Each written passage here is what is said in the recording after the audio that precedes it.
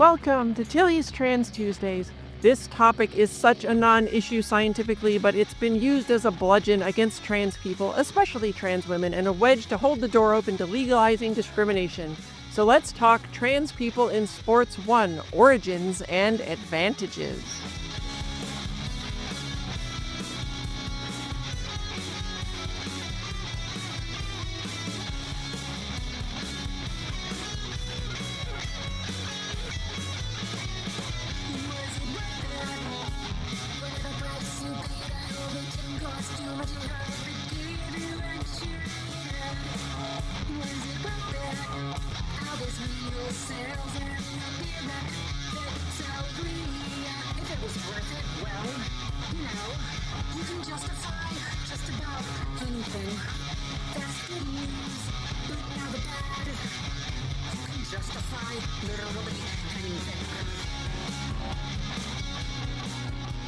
Hi, I'm Tilly Bridges, your host, and I'm joined by my writing partner, my best friend, my wife, our token cis representation, the lady to whom being married is a definite advantage, Susan Bridges. Hello. Our guest this week is Zoe Aurora Slater, a British trans gal who managed to end up in Colorado. In her former life, she was a trainer of competing powerlifters and bodybuilders, and she can be easily bought with flavored lattes. Welcome, Zoe. Thank you for having me. Hi. Okay, so I thought specifically of having you on for these episodes due to your history being a trainer of bodybuilders, and I'm sure that will come up a lot in the discussion as we go, but I wanted to ask how you got into that whole world and if it's something you still do now. So it was way back in the egg days, probably about 15 years ago, Okay. back in England, and I was sort of using strength training and things like that as my obsessive way to make the pain stop. Sure. Because I went down the avenue of sort of, if I can just be as masculine as humanly possible, then Then everything will clearly be fine. I'm a dude. Yeah. Yes, 100%. Clearly that didn't work, surprise, surprise, but definitely that was like a strong motivation, the sort of feeling absolutely horrible and kind of maybe that would work. So Yeah. I was definitely massively obsessed with it, and I did a lot of lifting and about 15 years of martial arty things. I got second in a British sparring competition one time, so that's reasonably indicative of how obsessive and with it I was. And Yeah. then once I moved to the States, I thought, hey, this is actually a thing that I'm massively fixated on, so maybe I could actually earn some money doing it and have some fun. So worked at a big commercial gym for a while, for about 6 years. Had regular daily panic attacks from having to present as incredibly male every day and Yeah. shaking on the bathroom floor and all that kind of thing. But Oh, still, yeah, it was fun. sounds like it. Yeah.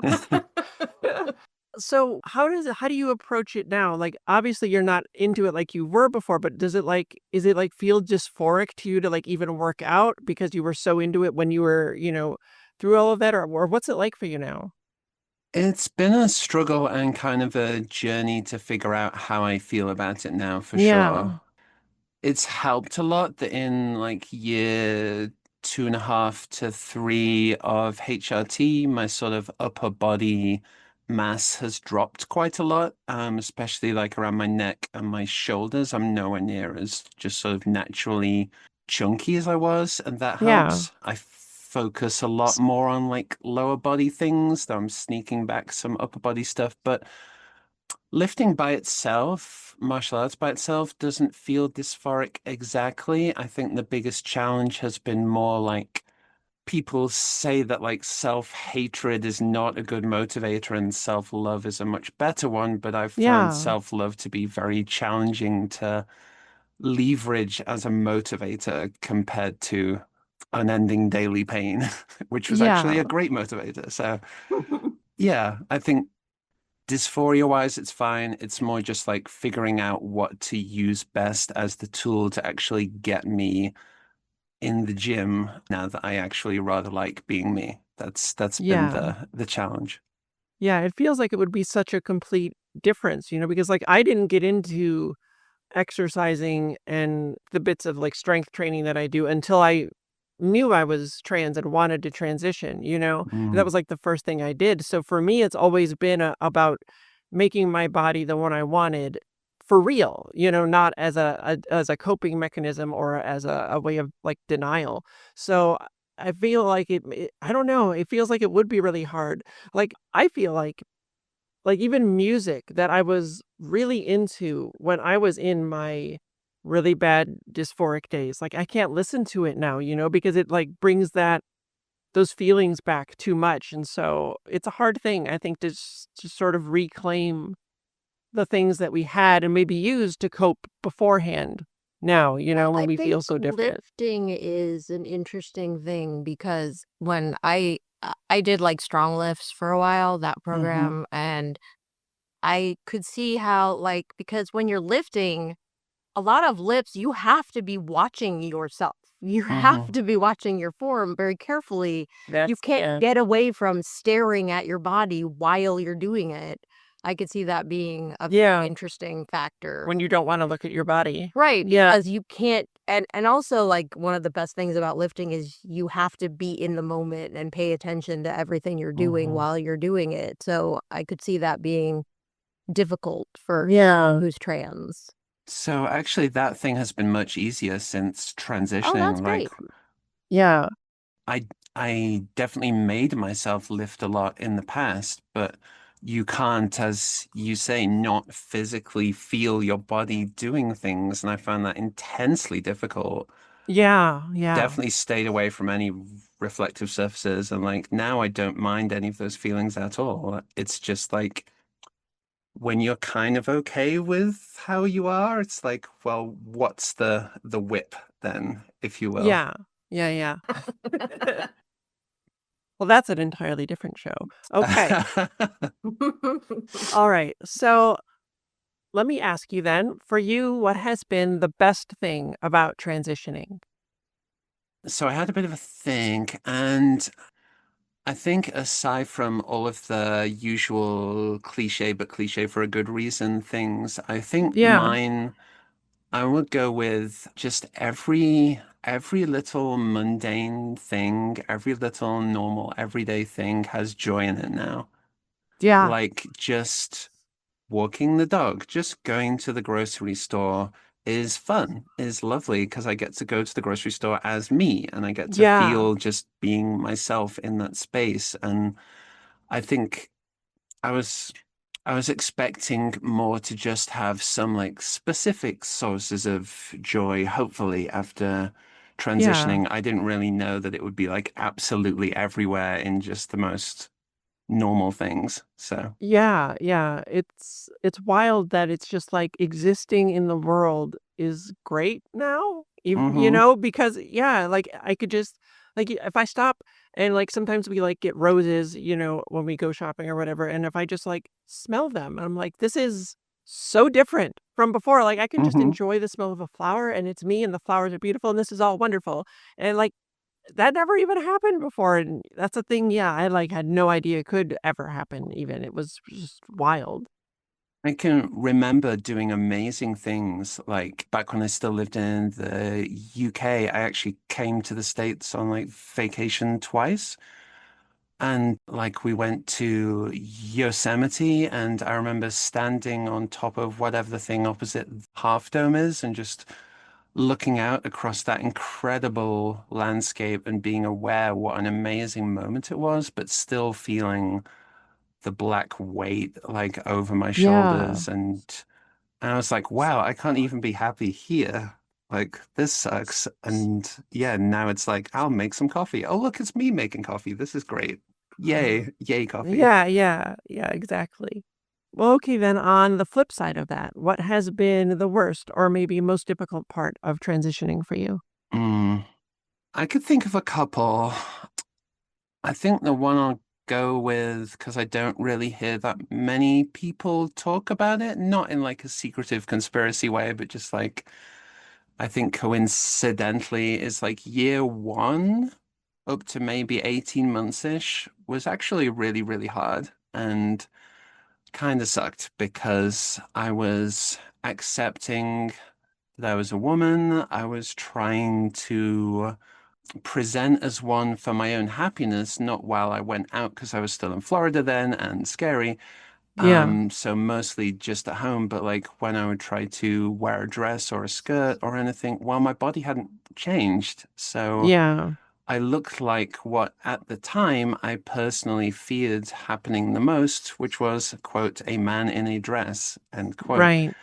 And like every time I would try to present a bit more feminine or try and express myself that way, every new little push would trigger a huge dysphoria panic. And it was just an awful time. And I feel like I had heard a lot of people say things like, the minute I started estrogen, my whole life changed. I was happy from day one. I was like, that wasn't really my experience. Like, No, it wasn't year mine one kind of either. sucked. Yeah, it's so hard because, like you've waited so long for so many of us to finally, start this journey and become our true selves. And it's so slow and it takes so long to see any changes. And yeah, those early days are really difficult. Like, back then it was the first time I started taking selfies, because I was Mhm. trying to not hate myself back then, but it was so hard. I would take like 200 photos and I might find one that I was kind of okay with, but it was still very dysphoric for me. And yeah, you worry that you're never going to get there. It's never going to change and it's never going to get better. And it does and it will, but it is so slow. And Yeah. getting through it is really tough. But people are rushing into transition. Yes. Yes, that's definitely a thing that happens. Yes. We Oh, go yeah, out for one day sure. and we come back completely changed. Yes, perfect. You have all the surgeries in one day. We do. Uh-huh. Yep. And in a I week. wish. Well, if you listen to Emilia Perez, that's how it goes. I was Oh, thinking about God. it. I was. Go back to the first episode from this year if you missed that one, and you can learn all about how terrible and wrong and bad that movie is. Before we get into this week's topic, do you want to let folks know where they can find you online after listening? Sure. So I these days work as a portrait and wedding photographer for queer folks only, of any Amazing. stripe, mind you. I And you love can that. find me at wait, is it Zoe Slater Photography? I believe it is on Instagram. I'm so well prepared. It is. So that's ZoeSlater Photography on Instagram, and hit me up there if you wish. Fabulous. And you should all do it. Your photos are amazing. Yay. All It's right. true. It is true. Thank you. Yes. Own it. Yes. Okay. So the entire quote unquote issue of trans people in sports is so cut and dry to me, but this isn't about me. This is about everyone listening and education. And well, it seems so many people just don't know. This episode is never going to convince the bigots, but there are people who, without realizing, have bought into all the propaganda around trans people in sports. I've even had otherwise entirely supportive cis people in my life say directly to me that trans people deserve equal rights, but I don't know about sports. Not even realizing that what they're really advocating for there is unequal rights. So you've undoubtedly seen tons of news stories on the topic because Republicans will not stop crowing about it. And I'd like to point out that you only ever see discussion of trans women in women's sports, despite the fact that you never have and never will see them support women's sports at any other time. That alone should tell you something does not smell right. And none of them ever mention trans men playing in men's sports. Why? We will get there. This has been brewing for a while. There's an article that was one of the earlier warning signs from 2022 linked in the show notes about professional swimmers, and I'd like to quote a few key parts of it like this. Quote, only permits swimmers who transitioned before age 12 to compete in women's events. End quote. You'll see why I pulled this specific quote out in a few minutes. Quote, it's what the scientists are saying, that if you transition after the start of puberty, you have an advantage, which is unfair, end quote. That is literally not what scientists are saying at all, but you'll also see why I pulled this section out soon. Because it's not unfair at all, you disingenuous bigots. This is all such bullshit, and it makes me so incredibly mad. It's garbage on multiple levels, and once you've heard what's to come, I honestly don't see how anyone could have an issue with it. Well, there is one reason, and we'll get there too. The biggest complaint is that trans women would have a quote-unquote unfair advantage in competing with cis women because many of us went through the wrong puberty and thus may have higher muscle density, be taller, etc. And there's two main reasons this is absolutely untrue. The first of which is that if you do an ounce of digging, the people who don't want trans people competing in sports are the same people taking away access to puberty blockers for kids and teens. Puberty blockers are safe. They make no permanent changes and have been used for cis kids with precocious puberty, which is when puberty starts too early or moves too quickly than it should, for decades. And in many cases, for trans kids, they are life-saving. I talked about that in depth in the essay on trans kids and the intake exam, which you can find at TellysTransTuesdays.com. Yeah. Now, if the assertion is that going through male puberty gives trans women an unfair advantage, again, it does not. That is a bullshit argument, but let's meet the argument where it is. Wouldn't you want trans kids to have access to care early on that would block that puberty? The kids certainly would. Going through the wrong puberty is legitimately horrific for most of us. See Gender Dysphoria in episode 59 of this show for more. Those kids on blockers could then eventually go on to hormone replacement therapy, as discussed in episode 110 of this podcast. And their bodies would develop like a cis person's of their gender, thus eliminating the so-called quote-unquote advantage of going through male puberty. And yet that doesn't happen. At all. Just like people yelling the loudest about being anti-abortion weirdly don't have any interest in increasing access to birth control and sex education, which reduce the number of abortions. It's almost like they're hypocrites who don't actually care about these issues at all. They just want to control people's bodies. And there's the massive irony of them saying you can only compete if you transition prior to the age of 12, but then they stop you from getting access to anything that you might need prior to the age of 12. So kind of a catch-22 in hell situation there, really. Right, and you can see that through that, their whole goal is just that we don't get to compete at all. They're just the goal locking is us to out. eliminate trans people from all of society. Yes, right. And all of our we should not things. exist. Yeah, And if Absolutely. you do exist, we should not see you anywhere. right. And no one should ever know that you're not a cis person. If they were truly concerned about trans women who'd gone through male puberty, they'd be the loudest advocate for life-saving care and puberty blockers for trans kids. But they're not, are they? Does that strike you as odd? It's so convenient for them. In an ideal world, every trans kid would be in a supportive, loving home and would have access to the care they need. But of course, we don't live in that world, do we? And even if we did, some people still won't discover they're trans until adulthood. That's how it goes. Everyone is different. We all figure it out in different ways and at different times.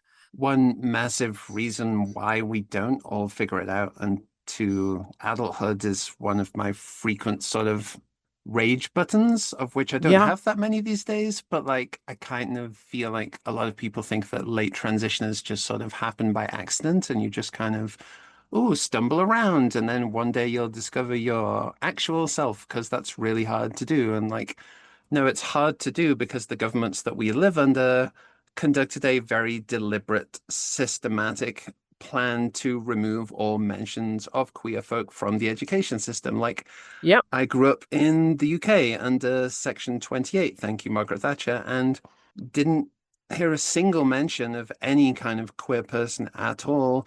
I don't think I knew trans people existed until I was at least probably like 35. I somehow managed to completely avoid that. And like, that's not by accident. Like, we don't know ourselves because they very deliberately, especially in the pre-internet age, hoarded that information and they kept it away from us. And that's why we aren't able to transition prior to the age of 12, like they allegedly want us to do. Absolutely. Like I was the same way through school. I never heard about queer people, definitely never trans people. It was never discussed or mentioned. You would think they never existed in history. And I didn't know trans was something you could be until well into my own adulthood as well. And it's terrible. Like if you go back, and I don't have the episode number handy, but I think it was the last one from last year in 2024 about societal gaslighting. And that is really what it is. All of society gaslights all of us, trans people and cis people, into thinking trans people aren't real, that we don't exist, that we're, we're some new fad and it's going to go away, and it's not a thing that just some humans are, and it's horrible. It also puts incredible pressure on everyone to be cis and straight. It does, yeah. They accuse everyone of, oh, it's the gay agenda. You're trying to turn people gay. No, you've been trying to keep people from realizing they can be gay. Right. Because that's not good. That's not good for society. Yeah, yeah. There's also an episode we did on heavily gendered childhoods and the way that society does. There's like a compulsory cisgender heterosexuality that is forced on all of us as a kid.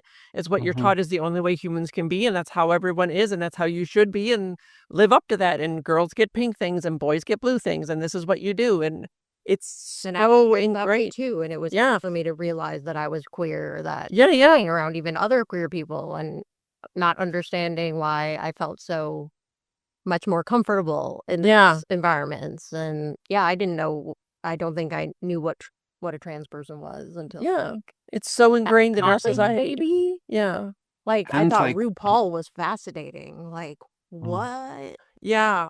Well, RuPaul was one of the first like really prominent queer people that broke through and had sort of a mainstream knowledge, like prior to Drag Race. Back before queer and trans people had the kind of visibility that we started getting in the past like 10, 15 years. Before that, RuPaul was one of the only people that was like openly queer I bought everywhere. a postcard of RuPaul in college. I didn't know who RuPaul was. I didn't know what. I was like, what is this? Yeah. It was wild. Even drag was something that like you didn't hear about. Yes, although luckily when I was going to college, I was in a very queer positive town, and I didn't even know that when I decided to go to school there. Yeah. And it was a whole new world. When I was younger, I kind of stayed away from queer people and queer things because I think for two reasons. One, I'd got that sort of social conditioning that it was bad and perverse and strange. Don't do that. And then the other thing, obviously, was that in some part of my self that I didn't fully have access to then, I knew that was what I was. And I was like, you were connecting with something, and that's real we can't scary. Look at that. Yep. Yeah, absolutely no, don't do that. We can't. Yeah. I have been there, girl. Mm. Okay, so what of we who transition as adults? What of trans women like me who went through the wrong puberty and thus have those quote-unquote advantages that make competing with cis women quote-unquote unfair? Well, a lot of those advantages disappear once you go on HRT. For trans women who go on it, testosterone is lowered and or blocked and estrogen is introduced. And guess what one of the biggest effects of that is? Loss of muscle mass. Not 2 years into HRT, I struggled to open jars of jelly for my PB&J that previously never gave me issues.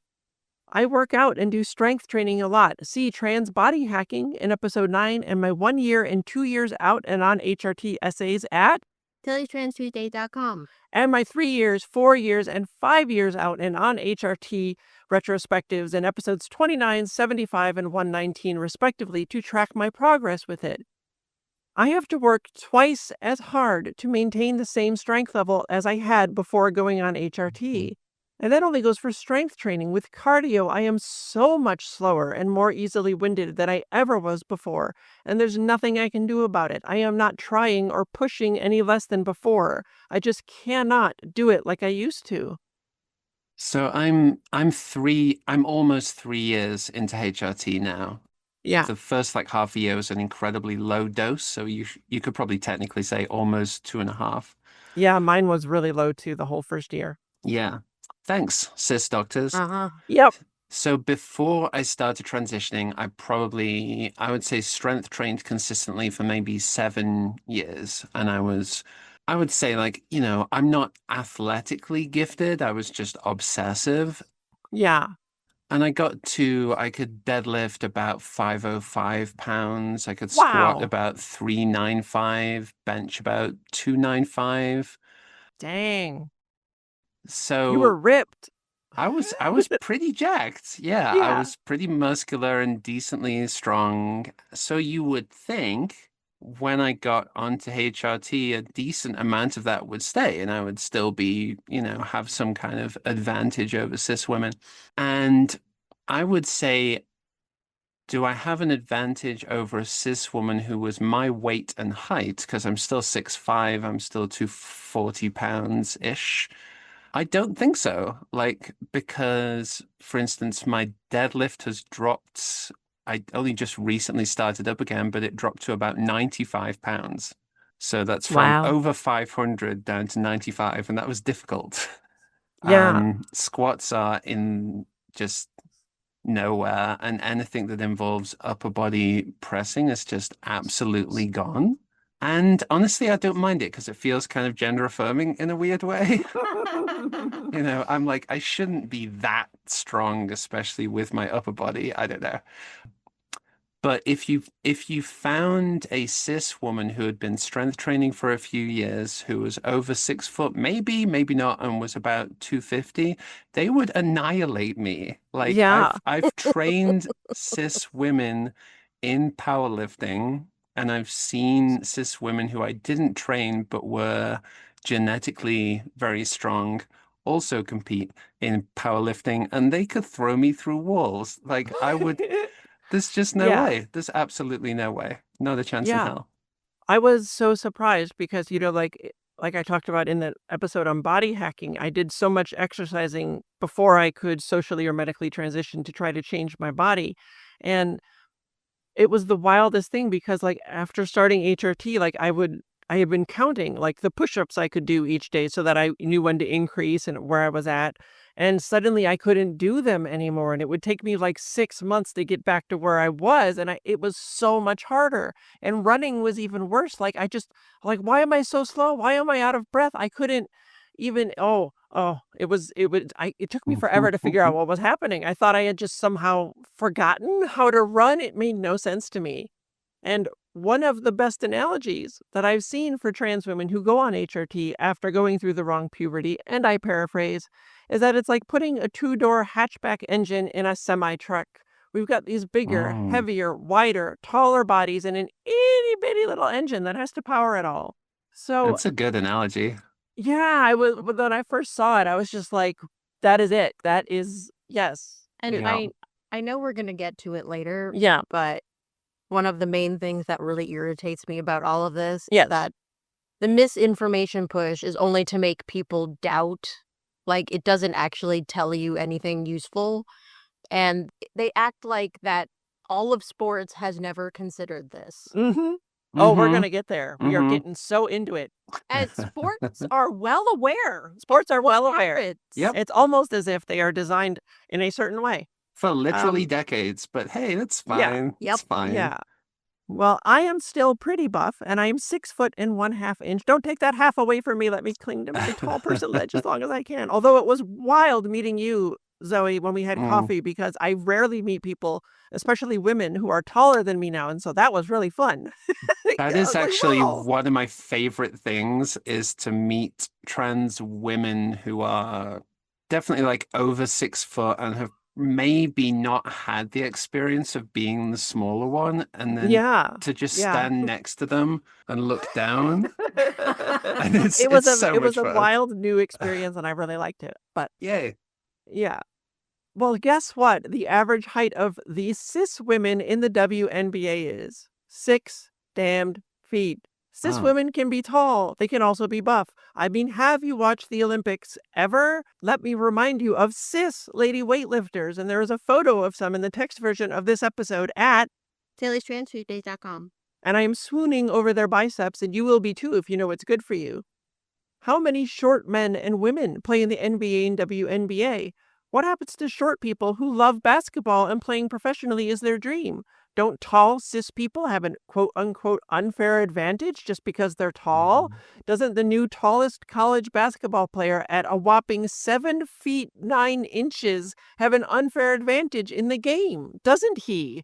There are 2 different articles about that in the show notes. and that's the whole point of sports is to Yes. kind of be unfair. Like sports, it's Yes. meant to find the best one. It's not meant to make everybody the same. And like Exactly. it makes sense to categorize people to a degree because if you stick someone of any demographic who is 5'11" and 200 pounds against one of the same demographic who's 5'1" and 125, yes, that's probably going to be unfair in a lot of things, and we want to stabilize things somewhat. But then once you've organized everybody into reasonable groups, the point is to be unfair. Someone's going to have more genetic advantage than the other person. And if you've been involved in any kind of vaguely professional-ish or even like high-level amateur sport at all, you know that genetic advantages are enormous. Like, I was obsessed with martial arts and with strength training, and thanks to that, I was able to beat an awful lot of other people. But there were people who trained in the same groups or organizations as me who had genetic talent, and all they had to do was show up. I did not have a chance. And like, that's the point. That is the whole point of sports. That is the whole point of sports, yes. What about someone who loves football and wants to be a lineman but isn't a 300-pound tank of a person? What if someone is a 300-pound tank of a person but wants to be a wide receiver? Don't people whose bodies just happen to be best built for those positions have a quote-unquote unfair advantage?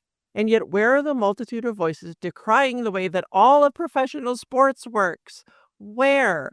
My favorite example of this is Michael Phelps, one of the most dominant swimmers of all time. In his prime, he was nearly unbeatable. And do you know why that is? His body produces half the lactic acid as an average person. Lactic acid is what makes your muscles tired. By producing less, he can swim longer and faster without tiring as much. Yet absolutely no one ever said he should not be allowed to compete with other cis men because his genetics gave him an unfair advantage. Where was the fairness outrage? The article after article of hand-wringing, concern trolling, but the genetic advantages are unfair whining. Where the hell are they? Oh, and it is not just the lactic acid. His entire body just grew to be the perfect swimming machine. There is a link in the show notes all about it. And still, no one said, wait, my body can't do what his body does. He shouldn't be allowed to compete with the rest of the men who aren't like that. It's almost as if those who are genetically predisposed to be good at a sport are the people who excel at the said sport and can compete at an elite level. And that's literally how all of pro sports operates. And no one ever even said, wow, he's kind of freaky. His body's freaky. He's just celebrated. He looks like a missile. And like Usain Bolt is like another fine example. Like, he pretty much just has to be there and just glides past everybody else and just sort of glances over at them and goes, hey, see ya, bye. And like, that's massively unfair. But again, that's the point. It's to find who is the fastest, and it's clearly him, and we are okay with it. Yes, you have to put in the work and training and the effort, but all of that will still only get you to a certain point. You can be an astonishingly good basketball player and be 5 feet tall, and even then you'd have a hell of a time making it into the NBA. The entire unfair advantage argument holds absolutely zero water, even if trans women did have an unfair advantage, because some people having an advantage over others is how sports operate. And even if we did, it's certainly not more than any other cis women genetically predisposed for a sport may have. Some cis women have elevated levels of testosterone naturally just because we're all different and our bodies are amazing and unique and strange. Should they not be allowed to compete now? And if you think that's not happening, that even cis women are being told they have to change their hormones just because their body produces more of one of them through no fault of their own, Castor Semenya would like to have a word with you. And yes, the trans women can't compete with cis women nonsense is 100% weaponized and used to police Black women's and POC women's bodies even more. 3 different links in the show notes all about this. Yeah, the podcast Tested goes into. I'm going to talk about that. I know. You jumping ahead. Well, you said it. It's a good podcast. And we're going to mention it. One other brief, interesting point I just want to throw in, because I'll forget it if I don't, is when I was still strength training as a quote-unquote cis male, allegedly. And again, I'm 6'5". I was over 200 pounds. I was on testosterone naturally in my body. Yay me. Yeah. And the most I could deadlift was about 505. At that time, I saw cis women who were half my size and genetically gifted deadlift over 660 pounds. I could not get anywhere near them as a cis male. And they are cis women. I feel like a lot of the people making this quote unquote argument have this idea that cis women are just weak. And I'm like, you clearly haven't been involved in any kind of professional sport around cis women who are good at sport, because they will kill you. Yeah, In an exactly. athletic Almost sense. like they don't know what they're talking about. Well, we are going to get into more almost. about cis women competing against cis men in a little bit. Or maybe that's the next episode. But it's coming, either way. Well, when we tell you that transphobia and gender essentialism hurts cis people too, we mean it. And that is not why you should care, of course. Trans people deserve equal rights because we're people. But when you crack open this door, cis people get hurt too. There's another article in the show notes about how the world's biggest transphobe declared a cis woman Olympic athlete was trans simply because she didn't conform to what the world's biggest transphobe thinks women should be. And yes, that Olympic athlete was also not white. Why not do a test anyway? I mean, that's bigoted, but if you gotta ask, the Olympics decided to do chromosomal tests in 1996, and do you know what they found? 8 cis women had a Y chromosome. You don't even know what your chromosomes are if you haven't had them tested. You could be some variety of intersex and not even know for your entire life. Link in the show notes. Also, you're not gonna believe this, but policing trans people in sports? The Nazis are the ones who started it. It is literal Nazi shit. 2 links in the show notes. And if you agree with Nazis about anything, that should immediately make you reconsider that stance, don't you think? And as a reminder, trans people were some of the first targets in Nazi Germany, and the Allies left trans people in the concentration camps when they liberated everyone else. See episode 79 on Trans History 1 to learn how even the good guys aren't so good to trans people, and how the erasure of things exactly like that are part of the problem. And for more on the long history of bullshit sex testing in sport, as Susan mentioned, here we are, check out the Tested podcast by NPR. There is a link, you guessed it, in the show notes. Zoe, I wanted to ask you, were you aware that the origin of sex testing and trying to police trans people in sports came from the Nazis? I was. Like, is that a thing that you knew? Yeah? Yeah, which was lovely to find out about, obviously. And right?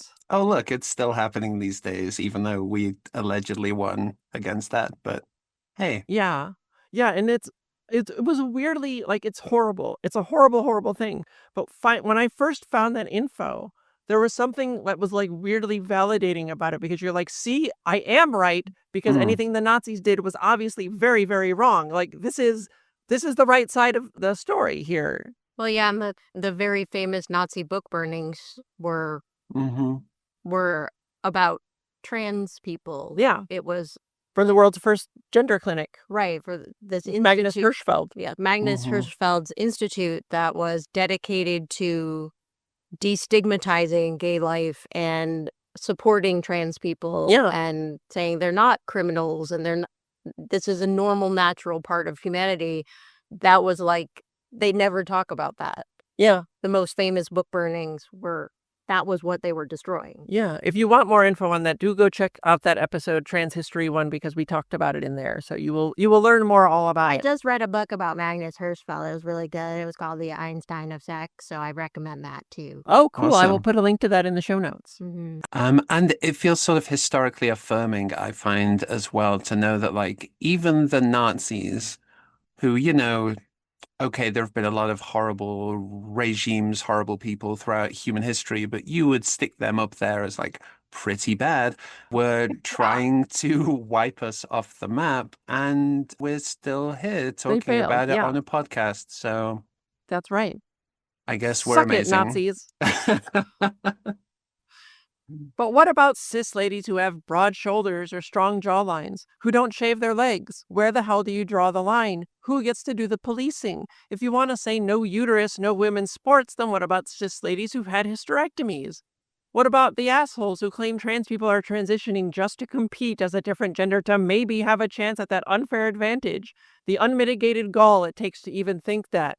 You are saying someone would upend their lives, live in a society where many people hate you for existing, where medical care can be difficult or impossible to find, see episode 123 on the 2022 U.S. Trans Survey Report Part 3, where you face discrimination at every turn just to maybe win some sports against cis women? Get the entire F out of here, you gas station hot dogs! You are saying you know more than we do about who we really are. You're saying you don't see us as women. You're saying you know more than our doctors and therapists and professionals trained in this who affirm we are who we say we are. And just to harp on about this point endlessly, there's the repeated misogynistic assumption in there that if a man, any man, competes against women, he's gonna win. Yep. There was that thing that's insane. Where there was like some kind of a survey asking like cis men if they thought they could beat Serena Williams in tennis. Right. And like so many of them were like, of course I could. And we're like, what? I would love to see her. She would kill you.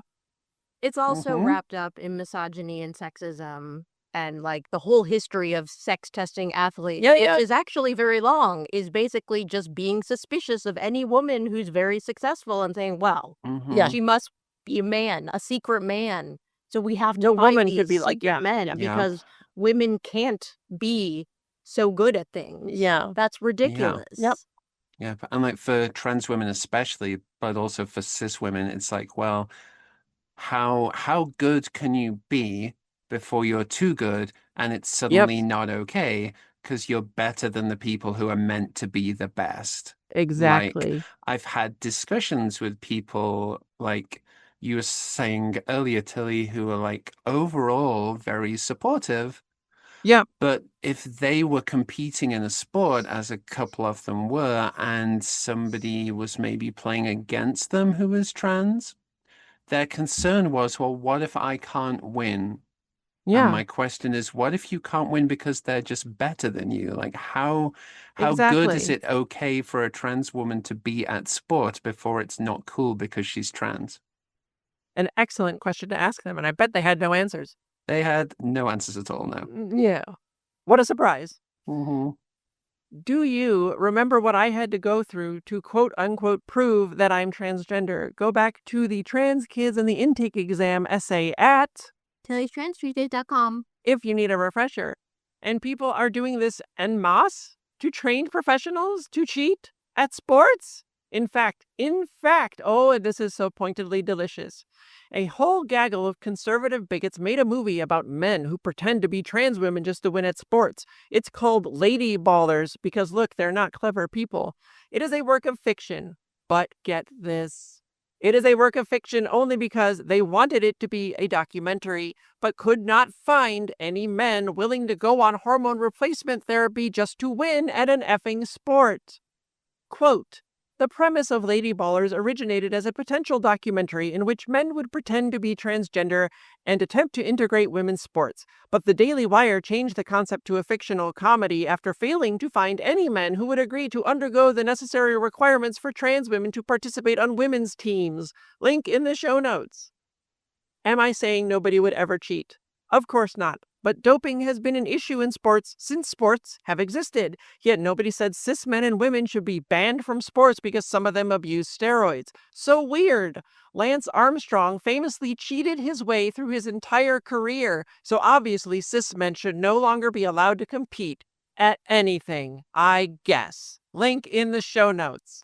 I actually feel very sad that that film didn't happen because I would have loved to have seen some very smug initially cis men go on hormones for a few years and then try and beat cis women. I would and have find out what that does to you for an entire week. Yeah, it would have been amazing.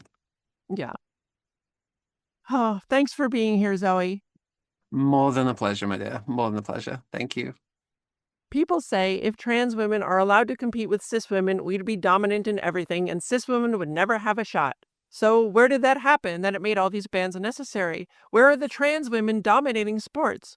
We're going to get into that and so much more when we wrap this up next week. Do not miss it. Tilly Bridges, end transmission.